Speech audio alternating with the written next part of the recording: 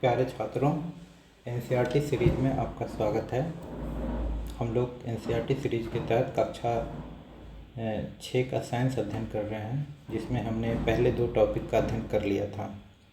उनसे संबंधित मैंने आपको एमसीक्यू भी करवाया था।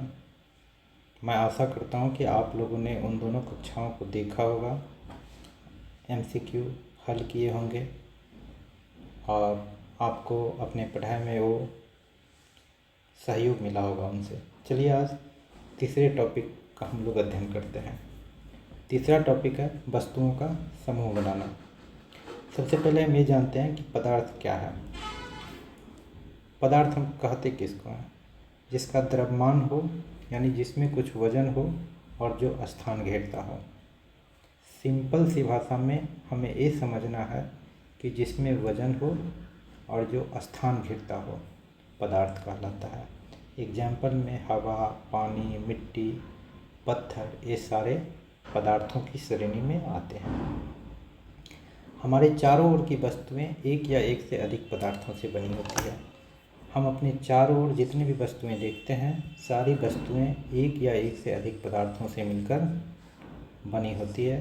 दिस इज यह लाइन क्वेश्चन जब पूछता है तो ये लाइन क्वेश्चन में आपको मिलेगा। एग्जाम्पल में जैसे हम लोग देख लेते हैं कांच, धातुएं, प्लास्टिक, रुई, कागज, ETC यानी आदि वस्तुएं हैं जो एक या एक से अधिक पदार्थों से मिलकर बनी होती है। ठीक है, अब हम उसका यूज़ क्या करते हैं? पदार्थ का उपयोग करते हैं बहुत सी वस्तुओं के निर्माण में। ठीक है, वस्तु के निर्माण में पदार्थ के चयन का क्या आधार होना चाहिए? हम कोई भी वस्तु का जब निर्माण करते हैं तो पदार्थ का उपयोग करते हैं, यानी वस्तुओं के निर्माण में हम पदार्थों का उपयोग करते हैं। कोई भी वस्तु एक या एक से अधिक पदार्थों से मिलकर बनी होती है। किसी भी वस्तु का जब हम निर्माण करते हैं तो उसके पीछे उसका कारण होता है, वस्तु के निर्माण करने का कारण होता है। तो कारण ही पदार्थों के उपयोग करने के लिए ज़रूरी होता है। यानी वस्तु किस उद्देश्य से बनाया जाता है, उस टाइप के पदार्थ का हम उपयोग करते हैं वस्तु को बनाने में। वही यहाँ पे है। सिंपल भाषा में वस्तु के निर्माण में पदार्थ के चयन का आधार। तो पदार्थ के चयन के 2 आधार हैं। एक है पदार्थ का गुण, जिसमें हम पदार्थ की मजबूती देखते हैं, पदार्थ का लचीलापन देखते हैं, गर्मी और ठंड सहने की पदार्थ की क्षमता, ये देखते हैं। दूसरा है पदार्थ के उपयोग के आधार पर। वस्तु का उद्देश्य या कार्य भी पदार्थ के चयन में महत्वपूर्ण भूमिका निभाता है। जैसे बिजली का तार बनाने हेतु तांबा को चुना जाता है। तांबा को हम लोग क्यों चुनते हैं? क्योंकि यह विद्युत का अच्छा चालक होता है। आगे बढ़ते हैं हम लोग। पदार्थ या वस्तु के प्रकार, यानी वस्तु कितने प्रकार के होते हैं? विलेय पदार्थ। विलेय पदार्थ किसको कहते हैं? जो पदार्थ जल में घुल जाते हैं उसे विलेय पदार्थ कहते हैं। जैसे सिरका हो गया, नींबू हो गया, गैस हो गया। अविलेय पदार्थ, जो पदार्थ जल में नहीं घुलते हैं, जैसे मिट्टी का तेल। मिट्टी के तेल को यदि हम जल में डालते हैं तो जल की सतह पर तैरता रहता है, घुलता नहीं है। अपारदर्शी पदार्थ, जिसके आर पार स्पष्टता देखा जा सकता है, जैसे कांच पारदर्शी पदार्थ का उदाहरण है। अपारदर्शी पदार्थ, जिनसे आर पार नहीं देखा जा सकता, जैसे गत्ते का डब्बा मोटा वाला। जैसे हम लोग किताब को अपनी आँखों के सामने रख ले तो उसके पार नहीं ना देख सकते हैं कि उसके उस पार क्या है, उसी को अपारदर्शी पदार्थ कहते हैं। और एक आता है पारभासी पदार्थ। ऐसे पदार्थ जिनसे आर पार देखा तो जा सकता है, परंतु बहुत ही स्पष्ट नहीं देखा जा सकता, जैसे तेल लगा कागज, गंदा पानी, धुंधला शीशा।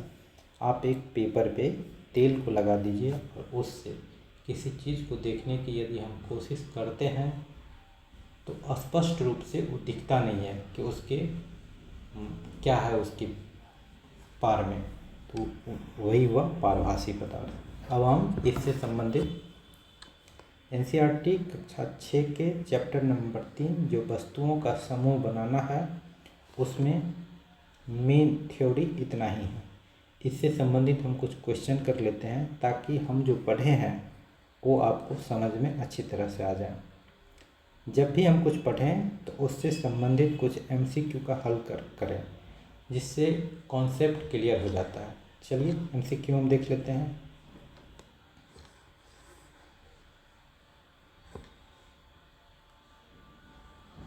देखिए पहला एमसीक्यू है, आप लोग हल कीजिएगा पढ़ के, फिर हम बताते हैं। कह रहा है निम्नलिखित कथनों पर विचार कीजिए। ऑक्सीजन, सिरका, मिट्टी का तेल और नींबू का रस निम्नलिखित में से कौन से जल में विलेय है? विलेय अभी हम पढ़ाए हैं। विलेय किसको कहते हैं? जो जल में घुलता है, जल में घुल जाता है। बताइए इसमें क्या क्या घुलेगा? ऑक्सीजन घुल जाएगा, सिरका घुल जाएगा, मिट्टी का तेल नहीं घूमेगा, नींबू का रस घुल जाएगा। कौन से जल में विलेय हैं? कौन कौन विलेय हैं? 1 2 4, 1 2 4, क्वेश्चन नंबर सी सही हो जाएगा। चलिए नेक्स्ट क्वेश्चन नंबर देखते हैं। कहता है निम्नलिखित पर विचार कीजिए। ये स्टील की प्लेट, तेल लगा कागज, गत्ते का डब्बा और कांच निम्नलिखित में से कौन से पारभासी हैं? पारभासी हम लोग पढ़े थे। किसको कहते हैं पारभासी? बताइए। पारभासी उसको कहते हैं जिसके आर पार स्पष्टता नहीं देखा जाता। तेल लगा कागज कौन से पारभासी हैं? बताइए, दीजिए आंसर।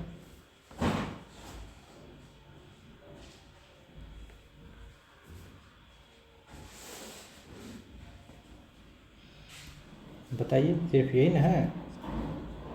तो एक आंसर हो जाएगा, केवल 2। ठीक है, ये मेरा सही आंसर हो गया। चलिए आगे चलते हैं।